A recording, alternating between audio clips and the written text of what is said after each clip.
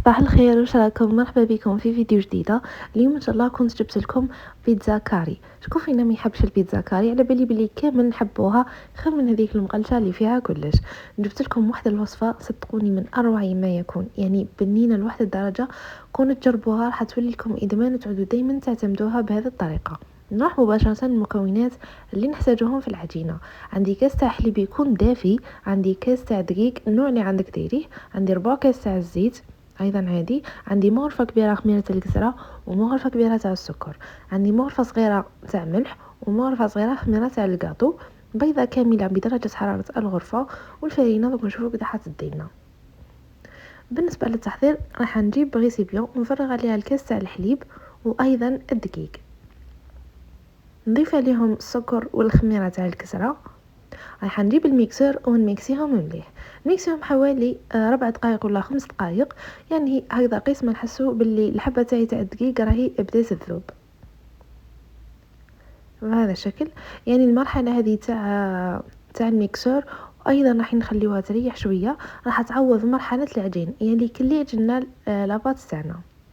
لهنا كما شفتوا راح نغطيها بالورق الشفاف ونخليها ربع ساعه حتى يضاعف الحجم تاعها وتخمر لي مليح. راح نزيد نحط عليها فوطه باش تخمر لي ثمثم في مكان يكون دافي ونولي معكم.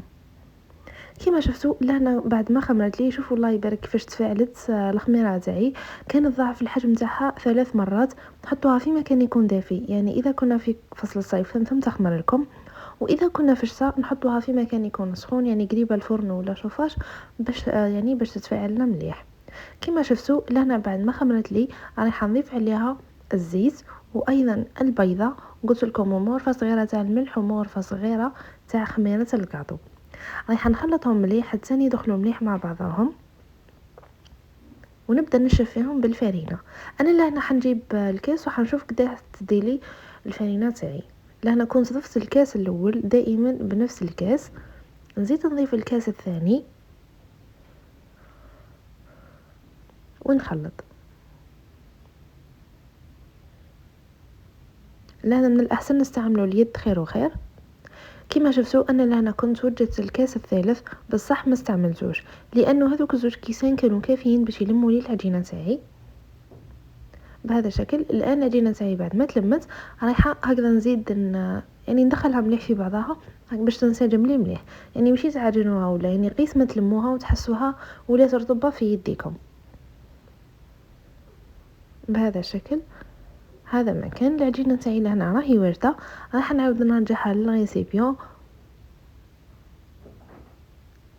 كما راكم تشوفوا راح نزيد نغطيها بالورق الشفاف وايضا نزيد نحط عليها كتانه من الفوق هكذا نظلم عليها خير باش تتفاعل لي مليح. راح نحطها في مكان دافي يعني تخمر ويضاعف الحجم تاعها. وننتقل الان لصلصه الطماطم.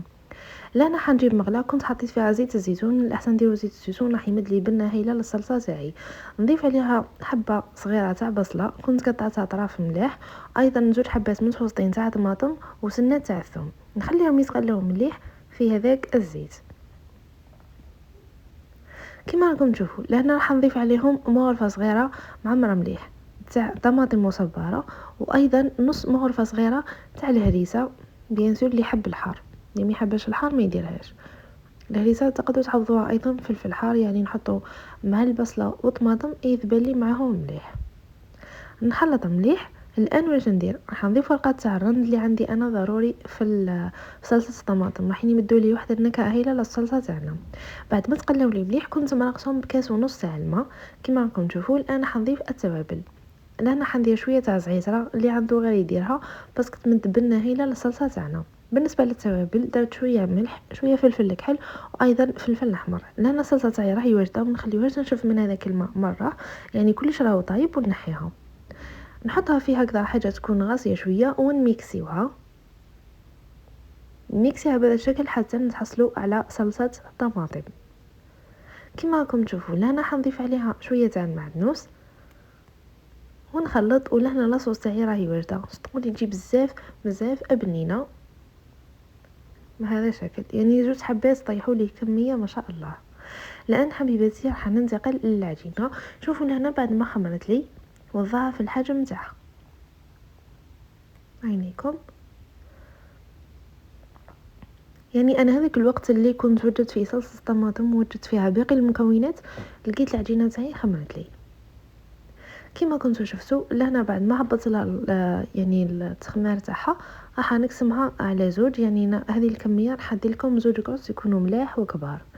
بهذا الشكل الان واش ندير يعني ماشي شرط تخليوها تزيد تريح، مباشره راح فوق طاوله العمل نرش شويه تاع الفرينه ونبدا نحل في الكرسه تاعي الاولى، نحلوها على الشكل تاع البلاطو اللي راح نطيبوا فيه. كما شفتوا انا كنت حليتها لهنا رقيقه، ما ديروهاش خشينه بزاف، ما تنساوش بلي راهي فيها الخميره تاع الكسره وايضا خميره تاع الكاطو، يعني راح تزيد تطلع. لهنا كنت فرشتها مليح في بلاطو، البلاطو لهنا ديروا البلاطو اللي عندكم ماكم مقيدين بحتى سمك.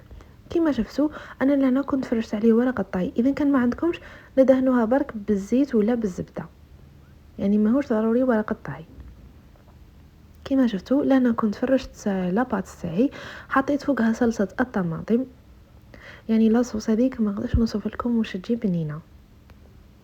لهنا بالنسبه للتزيين راح يبقى اختياري حبيباتي نتوما واش عندكم. اصلا البيتزا كاري ما تحتاجش ديكور بزاف، يعني انا موالفه نديرها صلصه تاع طماطم شويه زيتون وبيض مشرشم ولا مايونيز، هذا ما كان مانيش يعني ملفه هكذا نقلشها ولا، لانه البيتزا كاري ما تحتاج اصلا ديكور، هي اصلها ما تحقش ديكور بزاف.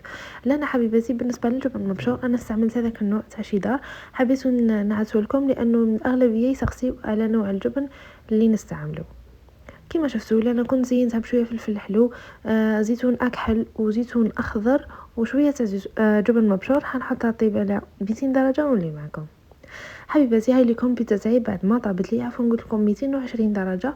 البيتزا يعني ماشي يعني ما نديرولهاش النار تكون دليله ولا، يعني تحتاج النار شويه قويه ماشي بزاف، انا كنت درتها على 220 درجه. يعني كي طابت لي ودارت لي يعني دات لي عفوا تحميره مليحه ما نزحت، طفيت عليها. كما شفتوا لي انا كنت درت لها شويه طون تاع الزيت وايضا بيضه مشرشمه كنت ربيتها من الفوق. انا بيتزا كاري بلا بيض مشرشم يعني تجيني ناقصه صراحه. بهذا الشكل الان حنزينها بشويه تاع المايونيز، هذا مكان كيما قلت لكم تزيين راح يبقى اختياري، ديروا نتوما واش عندكم في الدار. لا انا حبيباتي حنزينها بشويه تاع المعدنوس، يعني يعني كديكور فقط، ونجيب نقطع البيتزا تاعنا باش نعطيها لكم كيفاش طابت من تحتها.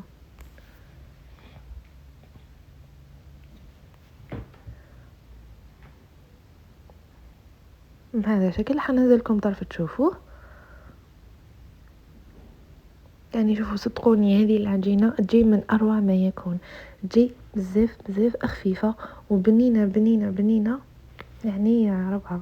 نتمنى انكم تجربوها بلي حين تديروا لي هذه الوصفه.